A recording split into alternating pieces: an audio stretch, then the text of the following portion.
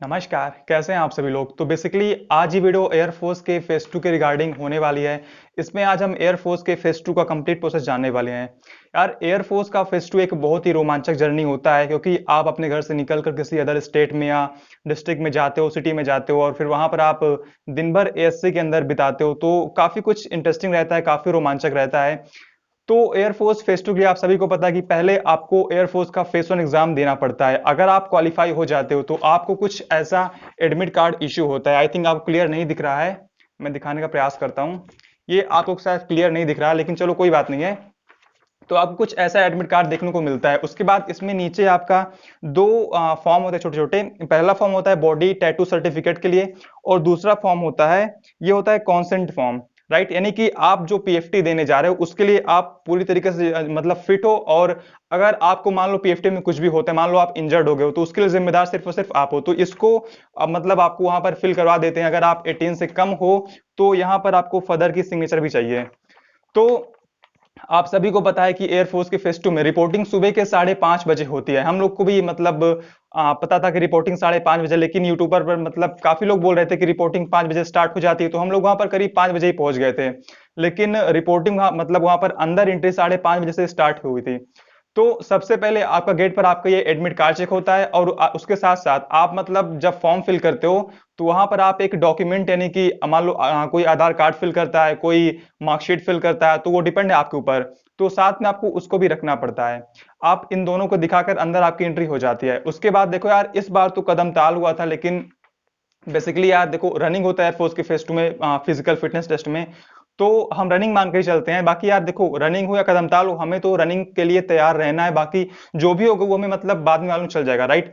तो बेसिकली यार रनिंग होता है, तो सबसे पहले वहां पर आपका मतलब आपको सब कुछ बताते हैं कि आपको मतलब कैसे क्या करना है। और ये जो कंसेंट फॉर्म है, इसे भी वहां पर मतलब फिल करवाते हैं। और इसके साथ जिसको टैटू रहता है उसको भी वहां पर मतलब शायद बाहर भेजते हैं फोटो वगैरह क्लिक करवाने के लिए, टैटू वगैरह का। तो इस पर बातें मतलब बाद में करेंगे।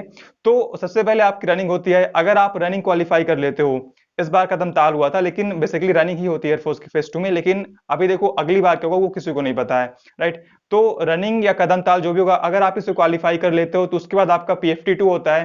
पीएफटी 2 में आपका पुशअप होता है, स्क्वाट अप होता है और सिटअप होता है। अगर आप इन सभी को भी क्वालिफाई कर लेते हो तो उसके बाद आपको एक बड़े से हॉल में ले जाएंगे। वहां पर आपका एसआरटी टेस्ट होगा, यानी कि सिचुएशन रिएक्शन टेस्ट। इसके अलावा जो लोग पीएफटी में बाहर हो जाते हैं, उन्हें वहां पर कुछ देर मतलब बिठाते हैं, वेरिफिकेशन वगैरह होते हैं, यानी कि उन्हें लिखना होता है कि कौन किस में आउट हुआ। उसके साथ साथ वो आपसे भी मतलब फिल करवाते हैं आपके एडमिट कार्ड में कि आप किस स्टेज में आउट हुए हो। यहाँ पर मैंने एडमिट कार्ड रखा है, ये यहाँ पर ये पीछे इसमें दिया होता है आपको। इसी में आपको शायद दिख नहीं रहा है, आपको इसी में फिल करना होता है कि आप किस में आउट हुए हो। उसके साथ साथ आप करीब वहां पर 1 घंटे टाइम आपका जाता है। उसके बाद जो लोग आउट होते हैं उन्हें वहां से मतलब आप वापस घर भेज देते हैं थोड़ा मोटिवेट करके। फिर एसआरटी में क्या होता है कि 45 मिनट होता है, आप सबको मैंने ऑलरेडी बता रखा है। 45 मिनट होता है और करीब 45 क्वेश्चन होते हैं और करीब 30 मिनट होता है। और पेपर ऑफलाइन मोड में होता है, आपको ओएमआर शीट मिलती है, और पेपर का जो लैंग्वेज वो हिंदी इंग्लिश दोनों रहता है। और उसके साथ साथ उसमें कोई भी निगेटिव मार्किंग नहीं रहती है। तो बेसिकली यार एसआरटी में जल्दी कोई आउट नहीं होता है। लेकिन इस बार मतलब कि जिस दिन मेरा था उस दिन करीब 7 या 8 एस्पिरेंट्स आउट हो गए थे एसआरटी में। तो ये थोड़ा सा शॉकिंग था, क्योंकि यार 7 या 8 बहुत ही ज्यादा है एक तरीके से, क्योंकि एसआरटी में लगभग 1 या 2 लोग शायद ही आउट होते हैं, इसके अलावा मतलब बहुत ही कम आउट होते हैं। लेकिन 7 या 8 एक तरीके से ज्यादा नंबर है। तो एसआरटी में मतलब कोई बहुत ही ज्यादा टेंशन लेने वाली बात नहीं है। तो एसआरटी होता है, उसके बाद थोड़ी देर में आपका एसआरटी का रिजल्ट डिक्लेयर कर दिया जाता है। यानी कि जैसे आप मान लो 30 मिनट आपने मान लो एसआरटी दिया, उसके बाद आपका रिजल्ट डिक्लेयर कर दिया जाएगा।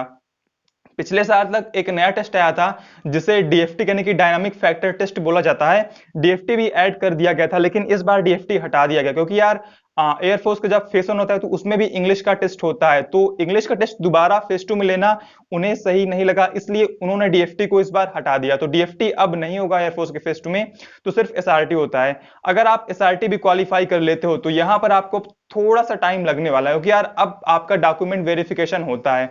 मान लो 220-230 लोग की मान लो रिपोर्टिंग है, तो उसमें मान लो एसआरटी होने के बाद मान लो अब भी करीब 170-80 लोग बचे हुए हैं।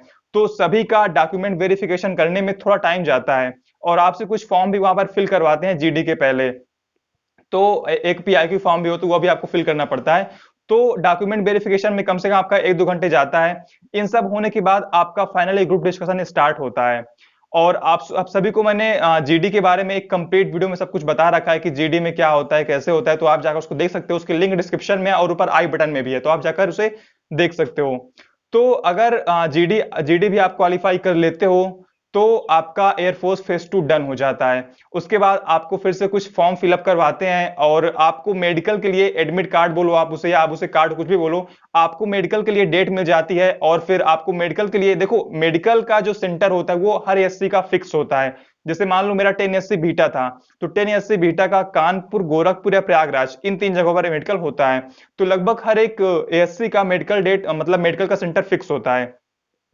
तो ये रहा एक कंप्लीट प्रोसेस एयरफोर्स फेज 2 का। देखो यार, सबसे इंपॉर्टेंट बात इसमें ये कि आपको सारे टास्क कंप्लीट करने होते हैं। एयरफोर्स फेज 2 में 3 टास्क होते हैं। पहला होता है पीएफटी, दूसरा होता है एसआरटी और तीसरा होता है जीडी।